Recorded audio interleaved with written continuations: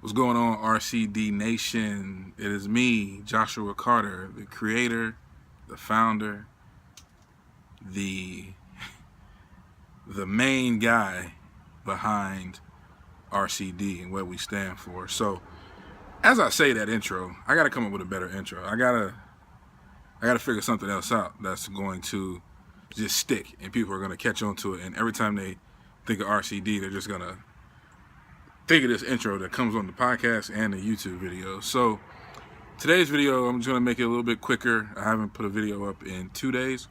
Kind of wanted to take a little time to reflect and think about some things, but the podcast is up in the iTunes, Apple Store, and on SoundCloud. If you have an Android, you can just search the RCD podcast with Joshua Carter. There's 7 episodes up there. The last 3 episodes 4 to 7 have been all strictly RCD information and things of that nature.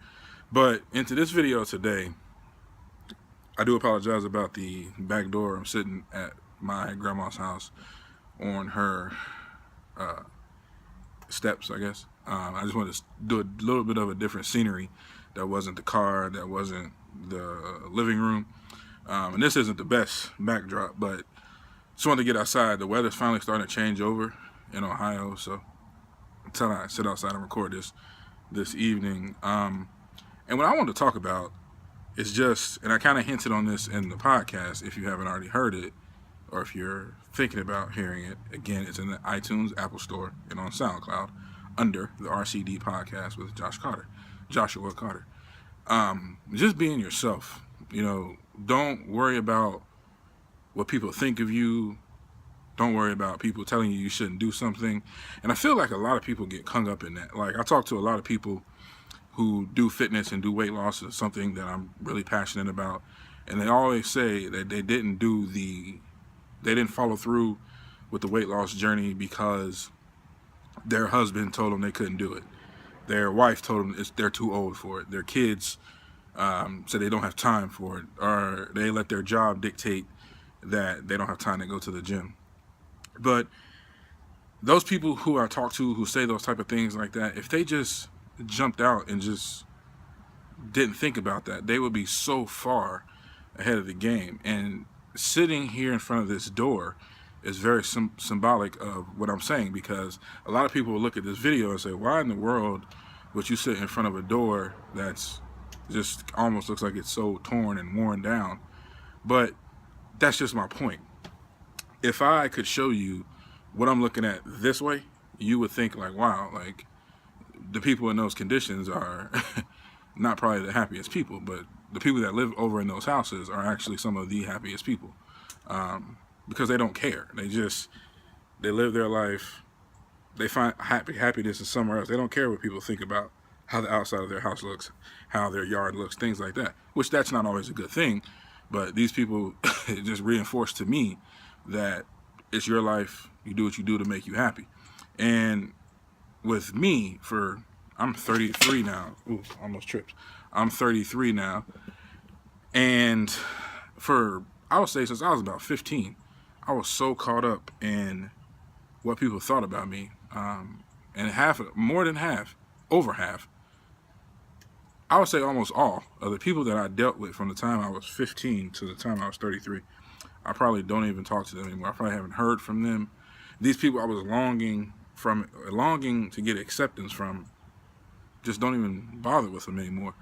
And it's not that I feel like I'm better than them, but I had to get to a place where I was seeking acceptance from the wrong people instead of just accepting who I am and constantly in the battle of just bettering myself, just being the best person, to being the best version of myself that I could possibly be. And I feel like a lot of people get caught up in that because with social media and followers and likes and comments and things like that, we really get caught up in, being accepted for the wrong reasons. I talk about success all the time because that's what the ultimate goal is. We weren't put here. God didn't give us this life to be mediocre. He didn't give us this life to just blow through the wind. Like my dad used to always say, you weren't born just to walk through life with blinders on. Like, you see those glasses, some football players and baseball players wear them where it has like the sun visor on the side, so they really can't see anything over here. So they're keeping the sun rays from hitting them in the eyes. Every day, you can't walk through life like that because you're just walking with blinders on. The only time you need to walk through life like that if you're trying to block out distractions. But when we just do life, like we just wake up in the morning, no goals, no purpose, no drive, to sound cliche, a lot of that comes from the fact that we're trying to be accepted and we don't know what we want to be accepted by. And what we really need to do is just find out what makes us happy, what makes us tick, and how can we do it? How can we... I thought it was about to rain again, sorry. How can we get to that place of doing what we love to do every day? No matter how old you are, no matter how young you are, doing what we love to do. Finding what our true purpose in life is. Being ourselves. Being ourselves with constant growth. Being ourselves with the ability to be better every single day. The ability to love yourself more, first and foremost. And that's something I struggle with. I can honestly tell you, probably up until about a month or two ago.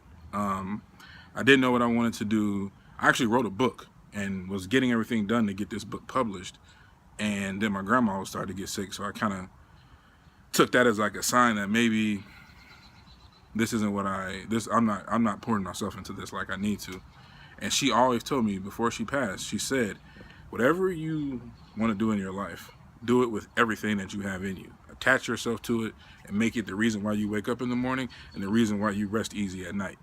And her example, her life is an example of someone who did that. My grandmother, at 38 years old, after having 4 kids, went back to college to get her bachelor's degree and to become a radiologist. And this was in like the 70s. And she did this with a husband who was working 3 jobs, 4 kids at home, and she was taking care of her own mother. And she went to school, and she studied, and she graduated at the top of her class from Xavier University here in Cincinnati, Ohio. And she went on from the time she graduated at like 40. She graduated at 40. She went back at 36. She graduated at 40. And for 30 years, she did what she loved to do. She took trips when she wanted to take trips. She helped her family out the best way she could, whether it was financially or emotionally. She put a bunch of us grandkids through college, and it was all she loved to do it. She woke up every morning happy. Coffee made her happy. Just riding around the city made her happy.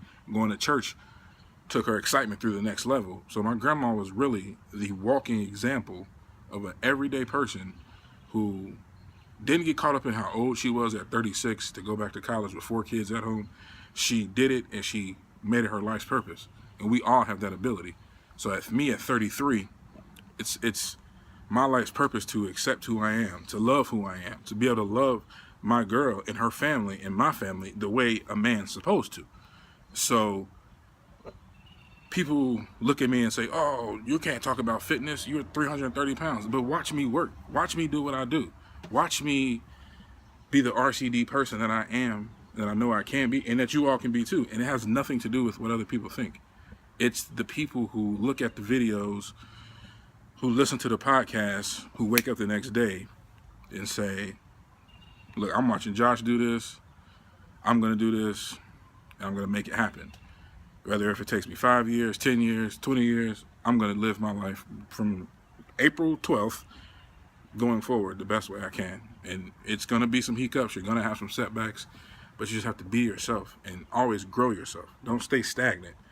Don't wake up to go to work from 8 to 5, come home, cook dinner, watch your favorite TV show, and go to sleep because you think that's all your life is all about. That's a dangerous spot to be in because you're caught up. You don't know what to do. And I'm here to impact and touch people and touch my own life, touch people who I associate with, touch their lives, and so that whatever it is, you can do it. Whatever you see in this earth, just think about it. This phone that I'm talking on, this house that I'm sitting in front of, this shirt that I wear, these shoes that I have on, that all came from somebody's idea. The person who invented V-neck t-shirts And the person who came up with the idea to stain doors and paint houses probably had people telling them that they couldn't do it, that was stupid. Why would you paint a house? Why would you paint a brick house? Why would you cut a V into a t-shirt? Why would you put a camera on a cell phone?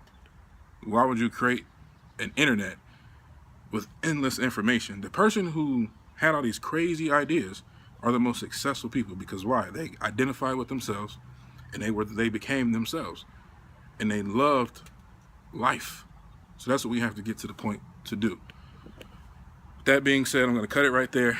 Again, Joshua Carter, just loving myself, loving everybody who I come in contact with, just trying to spread the positive energy, no matter what the current situation is. Hate my job, but I still got to love what I do. Still got to love my family. Still got to try to be a rock for my family, even in the dark days. So RCD is the way to be.